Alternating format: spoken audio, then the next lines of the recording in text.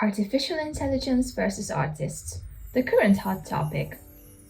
A bunch of great points have been made about it, how AI was trained on stolen artwork, the question of how much we truly value human-made things, if artworks can have a soul, and I could go on. But I beg the question, is it really that simple? Is it just human artists versus robots? Shouldn't it be human artists versus the ones who use the robots, aka humans versus humans again? Hello guys, my name is Ari and I'm a spooky artist on the internet. I write a paranormal and psychological webtoon titled Radka, and I also like to post my art on the interwebs for anyone to see.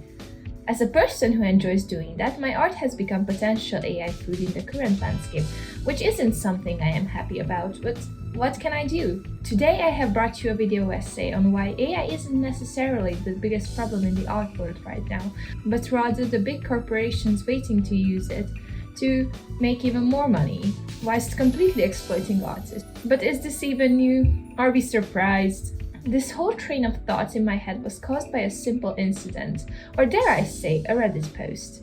The founder of Teddy Inc., an app which helps Webtoon creators distribute their work onto other platforms, has read the Webtoon investor document, and it has a section about AI.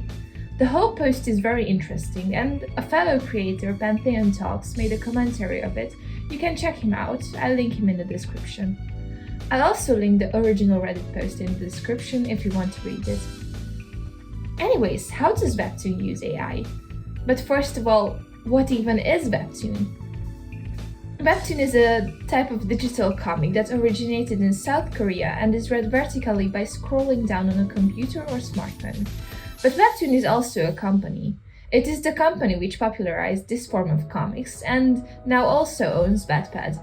If you're a comic creator, there's a 99% chance your comic is also hosted on Webtoon, since it is the most popular company, widely known amongst casual comic readers. So, if you want to gain a readership, it is the best place to go to. They have almost monopolized the entire market, unfortunately. Webtoon has two sections, Webtoon Originals and Webtoon Canvas. On Canvas, anyone could post their comics for free and get a chance to become a Webtoon Original. If your work becomes a Webtoon Original, you have a contract with the company, and you have to produce either one episode per week or one every day, depending on your contract. And of course, you also get paid for this and get other benefits. But there's a little open secret. If you're not super famous, like the creator of Lore Olympus, you barely get a livable wage, but still have to produce an insane amount of drawings each week. The average payment is 48k a year, which doesn't sound bad until you realize that the work week is 70 hours, not 40, and you also have to pay an assistant if you want to finish everything on time, and you might also run into other issues. But I won't get too deep into the problems with Webtoon original contracts, because that should be a whole video on its own. This was just the needed context for the AI situation. How Webtoon uses AI. I will be quoting straight from the Reddit post. Currently, Webtoon uses AI to reduce the workload for the originals creators. Specifically, they have built two tools. One, Shaper, which helps build 3D character models so that they can change the character poses without the need to sketch each pose. Two, Constella, converts the 3D character models to 2D characters in the creator's drawing style. Webtoon says the goal of these tools is to help creators produce more high-quality content, and that they foresee bringing these tools to Canvas creators in the future. All this sounds super nice. They had a problem and tried to fix it. Taking the workload off of overworked artists doesn't seem so bad now, does it? The problem shouldn't have been born in the first place if it wasn't for a greedy company motivated by the one and only capitalistic system we live under. I have a Webtoon myself. It's titled Radka, please check it out, please. And let me tell you, it takes a lot of work to make an episode. As of now, I have only published 19, but even those 19 episodes took me an entire year to make. Yes, it isn't my job, therefore not the only thing I do, but I think you get what I mean. So, a 70-hour work week for an episode doesn't seem that unrealistic now, does it? You see, Webtoon is a company. It doesn't care if you work that much until you hand in the finished product on time and then break your contract. What truly matters to them is making a profit. If enough people speak up about the problems with the working environment, it might do something though, because that could indeed hurt the profit if it goes unnoticed for too long. Therefore, I believe this is what has happened with the generative AI tool. The creators could have been fed up and demanded help, and they got a shiny new pet algorithm. This is just a theory, of course, but I think it makes sense. Or could there be another reason why Webtoon is doing this?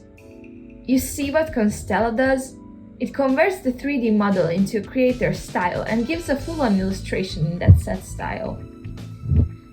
You know what it needs for this to happen? To study your art and steal your quirks. I mean, it's not stealing if the artist consented to their work being studied by AI. But then there's this little segment about them wanting to release this onto Webtoon canvas. Will this mean that their AI will study every comic? What will happen if it does and learns enough? In my opinion, the worst case scenario is that Webtoon originals will be filled with AI-generated content, and people will lose their chance to make a living off of their arts, simply because of a tool that was there to help to take off some workload. It's simpler and cheaper for the company to switch from humans to robots in like an instant. So the whole reason for the existence of this program was a problem created by a company's greed and has a huge chance of taking its greed to the next level. Even if we only look at the part where it helps the artist finish on time, it is still problematic, because those insane deadlines are unrealistic and unnecessary in the first place, and the solution shouldn't be an art-faking algorithm. There should be realistic deadlines and fair living wages. But why do these problems exist? Why do corporations think it's better to overwork others and make things unethically? Capitalism. For this definition, I would like to quote from a book titled How to be Anti-Capitalist in the 21st Century by Eric Olin Wright. Like many concepts used in everyday life, in my scholarly work, there are many different ways of defining capitalism. For many people, capitalism is the equivalent of a market economy in which people produce things to be sold to other people through voluntary agreements. Others add the word free before the market, emphasizing that capitalism is an economy in which market transactions are minimally regulated by the state. And still others emphasize that capitalism is not just characterized by markets, but also by the private ownership of capital. Sociologists, especially those influenced by the Marxist tradition, typically also add to this the idea that capitalism is also characterized by a particular kind of class structure, one in which the people who actually do the work in an economy, the working class, do not themselves own the means of production. This implies at least two basic classes in the economy: capitalists who own the means of production and workers who provide labor as employees. Now, I would like to emphasize the part about the people who own the means of production and workers who provide labor as employees. Let's say that these groups have the same goal, to gain more capital. But as you can probably tell, they have different means for achieving this. One group provides some capital to gain more, and the other provides labor to gain some capital. Since they work in different ways, they care about different things. The problem nowadays is that the capitalists usually mostly just care about the outcome, gaining as much as possible from as little as possible. I won't really go into this can of worms and only look at it from an artist's perspective. But what does it truly mean to be an artist? By the Merriam-Webster definition, a person who creates art, such as a painting, sculpture, music, or writing, using conscious skill and creative imagination. The key here is creative imagination. Creativity is something that cannot be commodified, and it is hard to put a price tag on it. Therefore, this type of metaphorical capital is probably the most controversial regarding its pricing. This might be the reason we view art as a luxury and have bananas in museums priced at 120k, but also have small artists on the internet creating insane concept art pieces with godly detailing for $10. Creativity is a skill and a talent. Not everyone has it, and it is the key to problem solving and art. That is why it's so sought after. Now, wouldn't it be convenient if we could somehow make a form of creative mind available for the public for free? Artificial intelligence is a technology that enables computers and machines to stimulate human learning, comprehension, problem solving, decision making, creativity, and autonomy. The key word here is simulate. You see, the way AI works is that it recognizes patterns.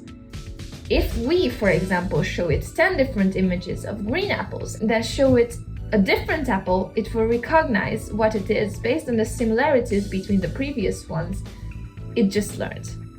If we ask an AI to draw an apple for us, it will, but it will 100% be green if it's the same AI I just talked about. If an AI has only been taught that apples are green, it will never ever be able to draw us a red apple, even though, as we all know, red apples do in fact exist. This shows us that the AI is incapable of an original thought. Now, you might say that, oh, but you can even ask an AI to make you a purple apple and those don't even exist. Which is true to an extent.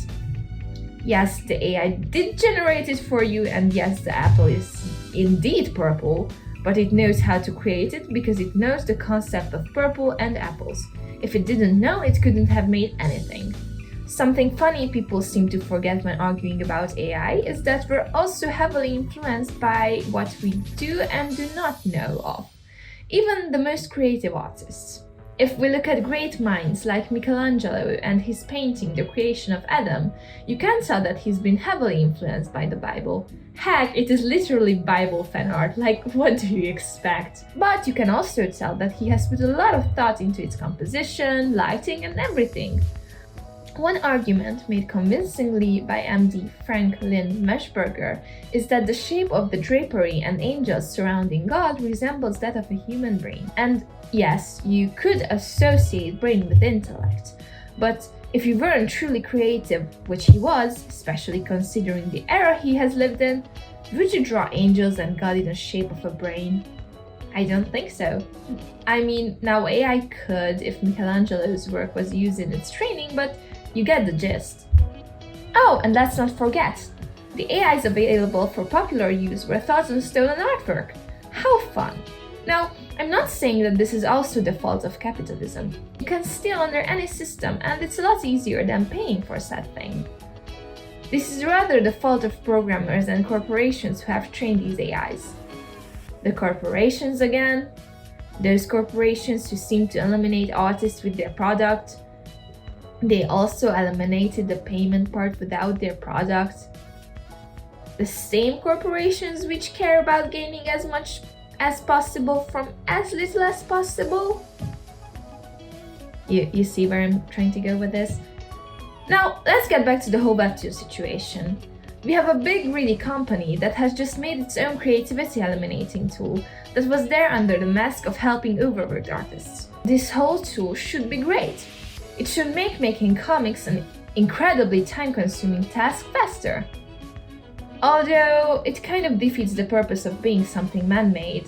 3D tools have been used by comic artists for quite some time now, and you could argue that this is just like that, but with better technology. Which is true, but to what extent?